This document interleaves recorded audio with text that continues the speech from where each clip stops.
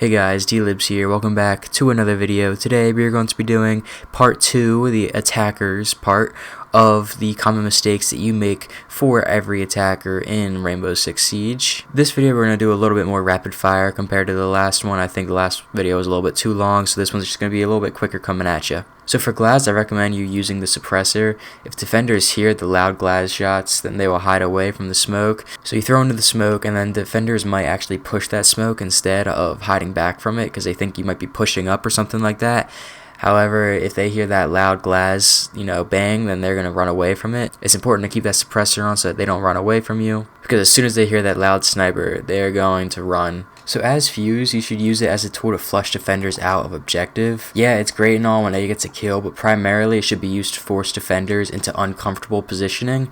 And when you do this, you should have teammates set up to hold the defender's position and use the defender's disadvantage to your advantage. Now for IQ, don't just use her scanner to find a bomb or an ADS or Capcan traps. Use it to find a Vigil's ERC7, a pulse scanner, echo drones, Warden smart glasses, things like that. It's great when it finds the bomb. However, it can be used as such a better advantage to you if you're able to find these actual defenders rather than just finding the bomb. Now with Blitz, it's super common that I'll see beginners sprint at all their opponents and it leaves their feet completely exposed. When you're really close up or maybe even close to medium range on an opponent, it's fine to sprint at them and rush, flash them, but when you're far away, you should crouch very slowly, move towards them, overwhelm them a little bit, and then blind them.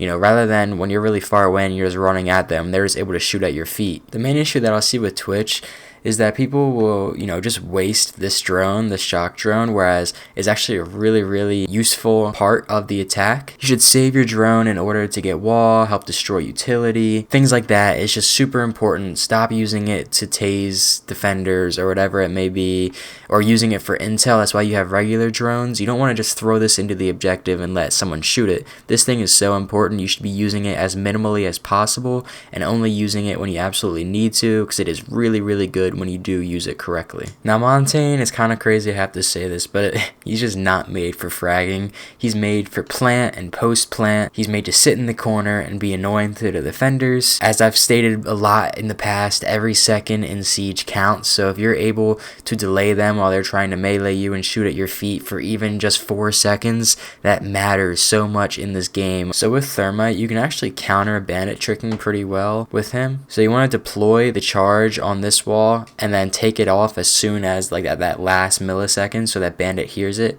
and he places his charge on that wall, and then you quickly switch to the adjacent wall while bandit is distracted and you stick it. So he's bandit charging this wall because he heard us place it, meanwhile we just got that wall. Now I'm actually going to clump Ash, Sledge, and Buck all together. They all basically have the same usage for destroying soft walls, so I'm sort of just going to hit them all at once. You don't want to just use your breaching rounds or your sledgehammer or your Buck on soft walls, especially not your breaching rounds for Ash. I mean, with Sledge and Buck, you have more usages of them, but with Ash, you only get 2, so you don't want to use them on the soft walls. You want to use it on utility first. So don't just, sledge open barricades and soft hatches.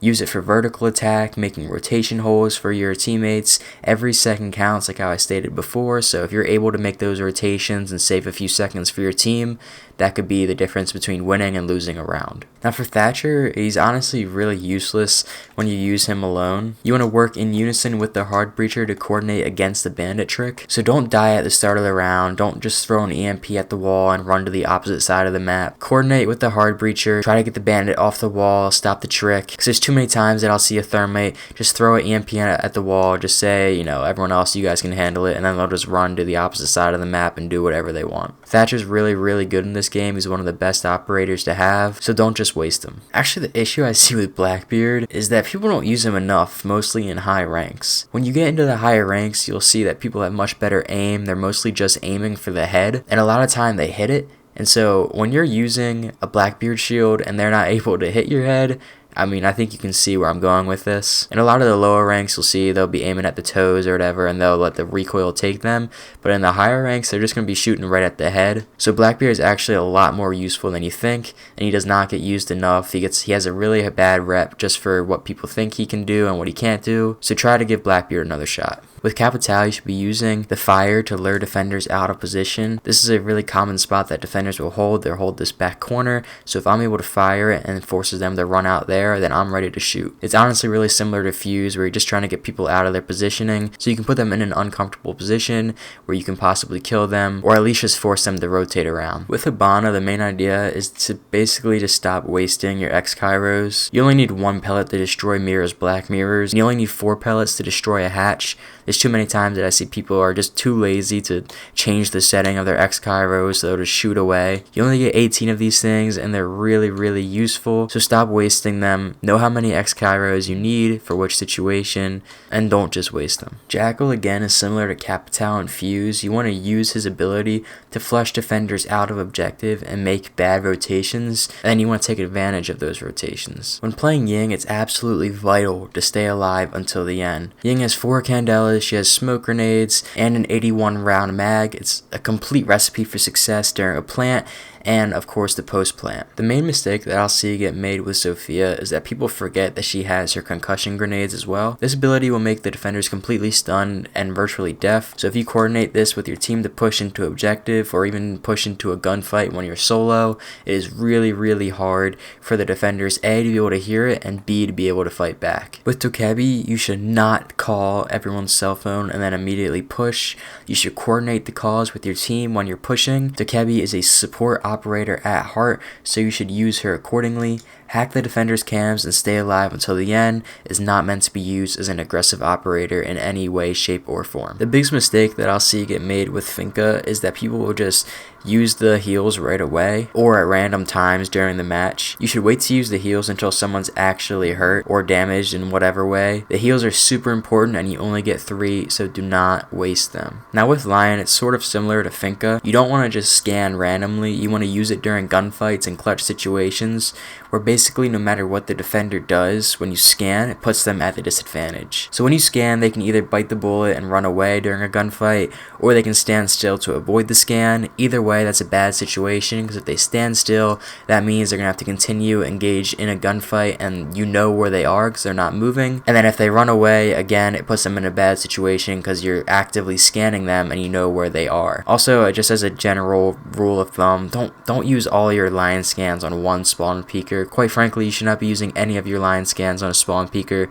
It's super easy to avoid spawn peek. Drone it out. Stay safe. Now with Maverick, you should actually help get wall. I know Maverick seems to just be the embodiment of what a fragger looks like in Rainbow Six Siege, but he's actually a lot more than that. To get wall, you can go all the way across, under, and on top to break the reinforcement. After you do this, the reinforcement will be broken and you'll be able to breach right through. Like I said, I know it's hard to forget that Maverick is more than just a fragger. However, his ability is really important to getting into breach. Now Nomad should be using her air jabs on key rotation points, specifically like staircases or connector doors between bomb sites. So I'll normally place one like around here, and then I don't know, if I were already in objective, I'd probably want to place one on top right here, because that's where the rotation hole is between the 2 sites normally. And most of the time I like to save an air jab for after I plant so that I can delay the defenders and they'll get hit by the air jab. And like I said, every second delayed in this game really plays an important role. Now Gridlock's really similar to Ying. It's honestly just a really annoying operator to play against. So you want to stay alive for the plant. Her tracks and her smokes will give the defenders hell, especially when they're trying to deny the plant. Now with Nokk, there's not a whole lot to say other than to be sneaky. I also don't see people play suppressor on the FMG9 enough. It's honestly really good, and like I said, the whole point of Nokk is to be sneaky. So if you're not playing suppressor on Nokk, then there might as well be no point in you playing Nokk. Now Amaru isn't just used for an insane rush. She's also great for map control. If there's an objective on first floor or basement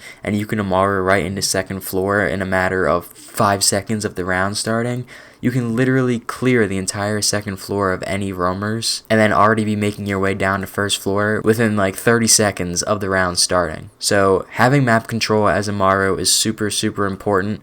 Don't just use her as a rusher, she's much more than that. Now with Callie, honestly, she's really just situational. She can help get the wall, but you can also use her to hold objective rotations from long angles, so you can minimize the risk of dying. My favorite example of a long angle to hold with Callie is on second floor of Canal, through the control room window, and I'll hold it from the roof access from bridge. That's a pretty good example of what I'm talking about, where you can just like stay really far back and really lower the chance of you getting picked off. But with her sniper, you're able to see from so far away and do so much damage with it that is actually really effective. I know, who would have thought Callie effective? Crazy, right? Now with Iana, you can actually use her drone basically as a decoy, similar to drone baiting, where you throw your drone down and wait for the defender to push you because they think you're droning, and then you're able to pick them off. But instead, you're going to go into your Iana animation and then cut it off right as soon as it's about to put you into it. So it makes the Iana noise, it makes the sound effect, and this will make the defenders push you thinking you're vulnerably droning,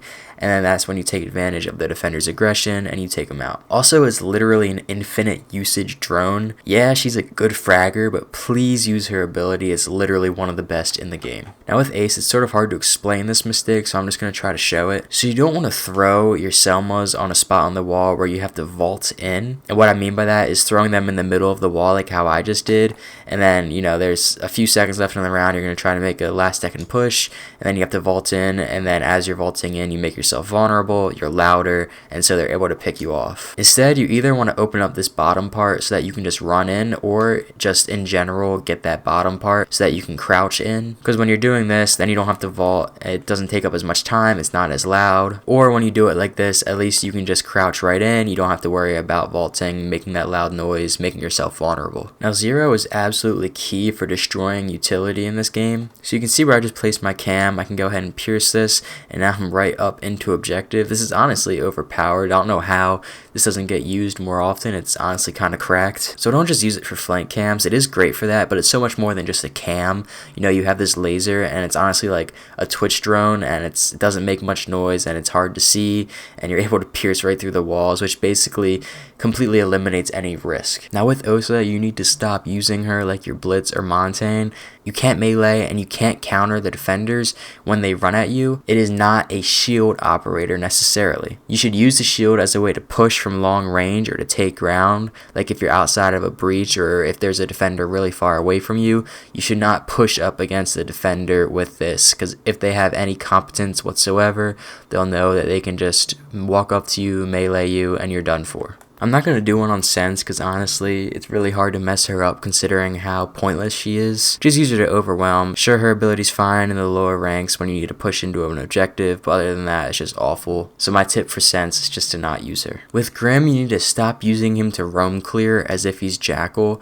He's not meant to do that at all, and I see people do it all the time. It's just not the point of him. You should be using Grim to cut off rotation points and key holding points of the objective of the bomb site. It overwhelms the opponent, and it forces them to move, similar to Capitao and Ying, which I was talking about before. Grim is really, really overpowered when you start using him right. Now, I don't have Brava unlocked on my Xbox account, so I'm just going to use Twitch to show you guys the general idea. You want to avoid going into objective with your Brava drones as much as you can. You don't need to hack every ADS you see, it's just not important. Get the surrounding default cams, you know, Capcan traps, Aruni Surya gates, things of that nature. Your hacking drones are just so overpowered, for the lack of a better word, and it's just not worth using them for intel inside of the objective. That's why you have your regular drones. So keep your clutch drones safe, use them outside of the objective as much as you possibly can, besides for when you absolutely need to go into objective, maybe to help get wall or things of that nature. So yeah, that'll pretty much do it. Hope you guys all enjoyed. If you did, go ahead and press the playlist that's on screen now to see other Rainbow Six Siege videos, such as site setups, map callouts, tips and tricks,